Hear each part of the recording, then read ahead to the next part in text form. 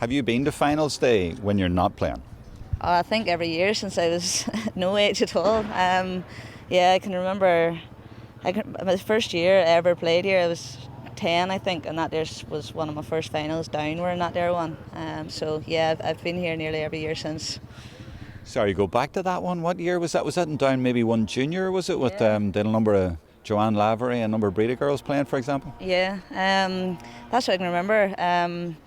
They definitely won. I can't even remember who was in the match after. I was just really excited to be there, playing my first game for Antrim at half time. So yeah, it was brilliant.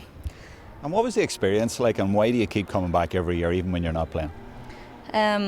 It's just what you kind of play for. It's whenever you were that age, that's what you're aiming towards, and then you always wanted to look up and see what it was like. So I'm really interested in ladies football, and not going to the final probably wouldn't enter my head every year. And I generally always go because I have a real interest in who's playing and who's going to win, and I've watched all the matches up to that point. So it's just as much as going to the men's one. So yeah.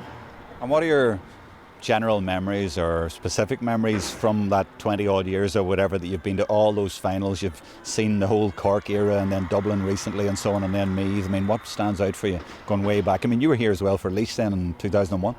Yeah, probably. It's just every year.